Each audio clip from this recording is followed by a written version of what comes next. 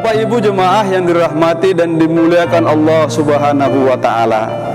Dalam surat Toha ayat 124 Allah berfirman, "Wa man a'rada an dzikri fa inna lahu ma'isyatan dongka wa nahsyuruhu yaumal qiyamati a'ma." Barang siapa yang berpaling dari peringatanku atau dari Al-Quran, dari ajaranku, kata Allah, maka akan kami jadikan baginya kehidupan yang sempit, dan pada hari kiamat nanti akan kami kumpulkan mereka dalam keadaan buta. Makna ayat ini adalah barang siapa yang berpaling dari Al-Quran, dari ajaran Islam, maka Allah akan menjadikan kehidupan yang sempit. Makna kehidupan yang sempit ya bukan berarti di mana tempat tinggal kita yang sempit, ya, tapi kehidupan yang sempit adalah kondisi wilayah rohani, ya, kondisi wilayah rohani yang mengalami kesempitan. Itulah penyakit hati yang melanda ya umat pada saat sekarang ini. Rasa takut, rasa khawatir, rasa cemas, gundah, gulana. Nah, kalau bahasa kerennya penyakit galau, ya, bahasa anak muda itu galau, bawaannya galau terus. Nah, Bapak Ibu jemaah yang dirahmati dan dimuliakan Allah Subhanahu wa taala, Ramadan adalah merupakan bulan di mana Allah Subhanahu wa taala menurunkan Al-Quran. Ya, dalam surah Al-Baqarah 185 Allah berfirman, "Syahrul Ramadan allazi unzila fihil Qur'an hudal linnasi wa bayyinatin minal huda wal furqan." Ya, pada bulan Ramadan ya pertama ya turun Al-Quran itu pada bulan Ramadan, ya, sebagai petunjuk bagi manusia, kemudian menjelaskan tentang petunjuk itu dan dijadikannya sebagai furqan, ya, yaitu pembeda antara yang hak dan yang batil. Oleh karenanya, karena Ramadan adalah di mana Allah menurunkan Al-Quran di bulan suci Ramadan, kemudian di bulan Ramadan ini juga Allah mewajibkan kepada hambanya untuk menjalankan ibadah puasa. Ya, di mana ya, dua hal ini adalah merupakan ya kedua hal ini memiliki hubungan yang sangat erat sekali. Pertama, Al-Quran dijadikan sebagai pedoman, kemudian puasa dijadikan sebagai sarana upaya agar kita menjadi umat yang terbaik, ya, menjadi umat yang terbaik, menjadi orang-orang yang bertakwa kepada Allah Subhanahu wa taala. Maka oleh karenanya di bulan suci Ramadan ini kita maksimalkan kedua hal ini. Ya, apalagi Al-Quran ini Bapak Ibu sekalian, barokah Al-Quran sangat luar biasa. Ya, luar biasa. Makanya ya harus senantiasa kita berinteraksi dengan Al-Quran. Dan kewajiban kita sebagai seorang muslim terhadap Al-Quran adalah yang pertama, terlebih dahulu kita harus meyakini bahwa tidak ada sistem, aturan, konsep yang lebih sempurna kecuali yang bersumber dari Al-Quran. Nah, kita umat Islam sekarang kan bingung ya, melihat kondisi bangsa negara terpuruk, ya kan, masih mencari aturan-aturan, konsep-konsep yang lain.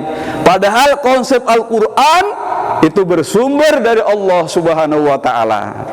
Katakanlah salah satu contoh misalnya ya, yang mengatur tentang perekonomian. Dalam Islam jelas dalam mengentaskan ekonomi. Ya, pertama hindari riba.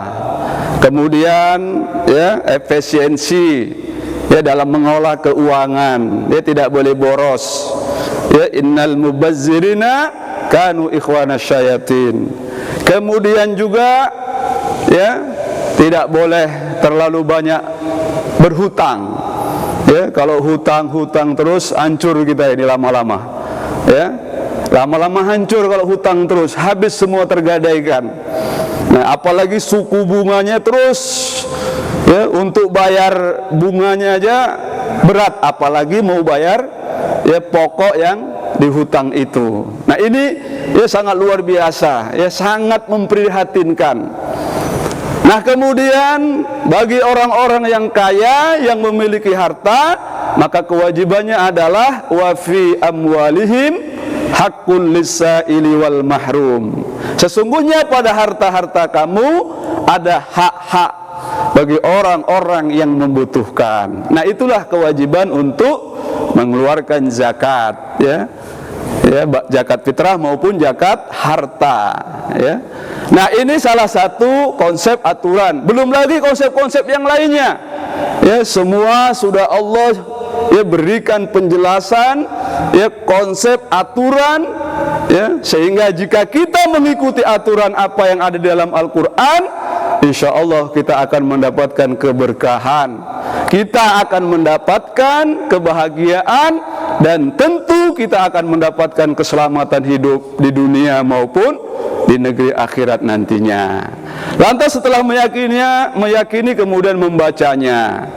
Jangan ada satu hari yang kita lalui tanpa ya membaca Al-Quran, ya. Jangan ada hari Ramadan ini kita lalui tanpa membaca Al-Quran.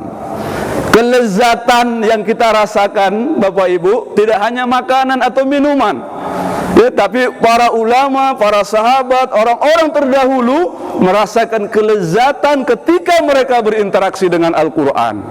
Itu luar biasa barokah Al-Quran itu, ya, kelezatan, kenikmatan, ketenangan, ketentraman jiwa, bahkan semangat, motivasi, mujahadah, ya, karena ada ruh, ya, ada kekuatan Al-Quran, ya, inilah yang menjadi sebuah amunisi. Kalau dalam sebuah peperangan, amunisi, ya, kuat apa ruhiyah. Nah, Al-Quran. Nah, karena makanan hati ini, itulah ya banyak berzikir, ya banyak membaca Al-Quran, kemudian mengerjakan ya puasa. Ini makanan jiwa kita. Nah, kalau fisik aja yang kita pikirkan, jiwa tidak dipikirkan, maka kita tidak tawazun, tidak seimbang dalam kehidupan kita. Nah, setelah membacanya kemudian berupaya untuk mentadaburinya, memahami maknanya, artinya. Walaupun kita bukan orang Arab, tapi kan sudah ada terjemahan Al-Quran, bahkan tafsirnya juga sudah ada. Nah, bisa kita pelan-pelan berupaya untuk memahami ya ayat-ayat Al-Quran.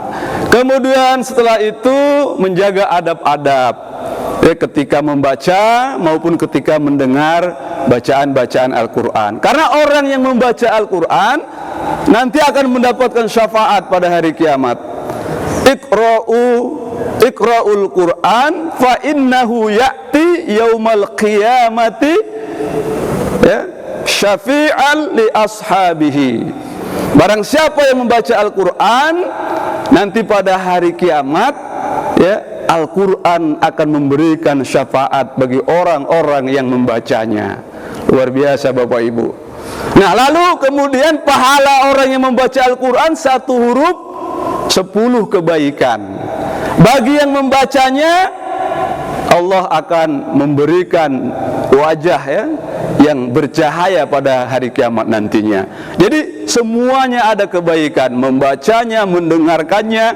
Nah, maka ya di bulan suci Ramadan ini mari terus menerus ya kita tingkatkan ya aktivitas kita, interaksi kita untuk back to basic ya, kembali kepada Al-Quran. Lalu kemudian berupaya mengamalkan ayat-ayat Al-Quran, baik yang bersifat individu maupun yang berhukum-hukum yang sifatnya umum. Kalau individu seperti jujur, amanah, menepati janji, perintah sholat, puasa, itu terkait dengan individu. Terkait dengan sifatnya umum tentang penegakan hukum, tentang jihad, nah itu tanggung jawab pemerintah. Kita sebagai ya warga paling kita ya menyeru, ya mengingatkan. Nah, kalau tidak dijalankan ya tanggung jawab pemerintah ya. karena dia tidak menjalankan aturan Allah Subhanahu wa taala. Nah, ini yang pertama Bapak Ibu sekalian. Yang kedua tentang puasa Ramadan. Ya, ibadah puasa itu nilainya sangat istimewa. Ya, nilainya sangat mulia, istimewa di sisi Allah Subhanahu wa taala. Maka pahala orang yang menjalankan ibadah puasa tergantung dengan kualitas ibadah puasa yang dikerjakannya. Nah, ada juga yang tidak mendapatkan pahala dari puasa kalau dia tidak mengerjakan puasa sebagaimana yang dikehendaki oleh Allah Subhanahu wa taala. Nah, orang yang menjalankan puasa ya dengan sebaik-baiknya dan sesuai dengan apa yang dikehendaki oleh Allah, maka inilah yang akan mendapatkan kemenangan. Inilah yang akan mendapatkan predikat orang-orang yang bertakwa. Ada 3 sifat yang didapatkan bagi orang yang berpuasa. Yang pertama, orang yang berpuasa akan memiliki sifat ya, kontrol diri yang tinggi, ya, self control. Ya, kontrol diri. Dan ini sangat dibutuhkan apapun profesi kita. Kalau dia memiliki kontrol diri, dia melakukan aktivitas terbaiknya dengan niat karena Allah Subhanahu wa taala, bukan karena makhluk. Nah, kalau ada mandor, ada pengawas, itu bisa aja ya main-main dia kan, pas lagi dikontrol, diawasi, bagus dia. Pas tidak ada, main-main. Tapi kalau dia merasa diawasi, dipantau, dilihat oleh Allah, ya, dia akan melakukan yang terbaik. Nah, itqanul amal, itulah amal yang profesional. Ya, dia bersungguh-sungguh, dia melakukan yang terbaik ya terhadap aktivitas ya pekerjaan yang ia lakukan.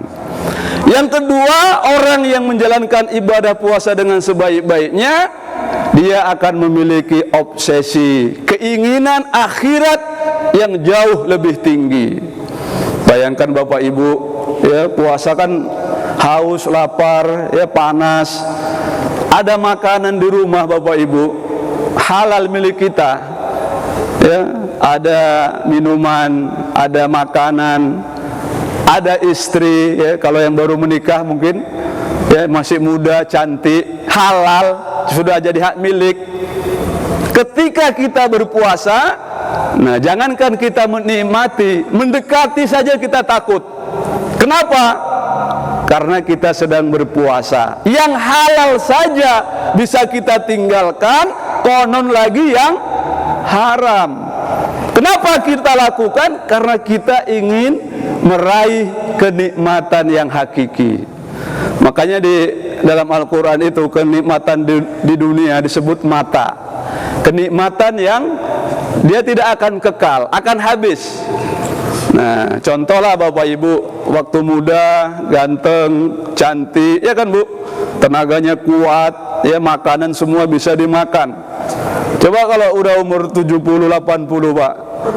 Nah, kenikmatan itu sementara Bapak Ibu, ya kan, durian, singkirkan, ya kan, kari kambing stop dulu, ya kan, kacang-kacangan asam urat. Nah, jadi kenikmatan dunia ini sementara. Nah, ibu-ibu pun dulu cantik-cantik, sekarang pun cantik juga Bu, cuman sudah berkurang lah. Nah, sehingga bapak pun kok udah lain ibu ini, nggak macam umur 18 tahun lagi kan gitu. Nah, jadi kenikmatan dunia sementara, kenikmatan akhirat khalidina fiha abada, kekal selama-lamanya. Jadi orang yang berpuasa ini Bu, obsesi, keinginan akhirat itu jauh lebih tinggi. Nah, sehingga ngapain kita mati-matian mengorbankan ibadah kita, mengorbankan amal-amal kita hanya untuk kehidupan dunia yang sesaat. Lalu yang ketiga, orang yang berpuasa akan memiliki basyariyah istimaiyah, kepekaan sosial, kepedulian. Hari ini kita lihat umat Islam banyak yang tidak peduli dengan kezaliman, kemungkaran, ya, kemiskinan. Ya, ada umat Islam bilang ngapain ngurusi urusan orang lain katanya. Bagus ngurusi urusan sendiri. Padahal dalam hadis Nabi, Ya, jika kita tidak peduli dengan urusan kaum muslimin, kata Rasulullah, maka dia tidaklah termasuk bagian dari golonganku. Nah, jadi kezoliman ini nyata-nyata terang-terang kita saksikan di depan mata kepala kita. Nah, puasa ini Bapak Ibu melatih, ya, menimbulkan sifat kepekaan sosial, ya, dengan kezoliman, ya, dengan kemaksiatan, ya, dengan kondisi kemiskinan, ya, yang dirasakan oleh saudara-saudara kita. Tentu ini akan, ya, meningkatkan kepedulian kita. Ini saja mungkin Bapak Ibu, waktu juga sudah, ya, hampir setengah 9, ya. Kita akan melaksanakan ibadah sholat tarawih. Mungkin saya cukupkan sampai di sini Bapak Ibu, ya. Kalau ada sumur di ladang, bolehlah kita menumpang mandi. Kalau ada umur yang panjang, bolehlah kita berjumpa lagi. Terima kasih atas perhatian. Mohon maaf atas segala kekurangan. Wabillahi taufiq wal hidayah. Assalamualaikum warahmatullahi wabarakatuh.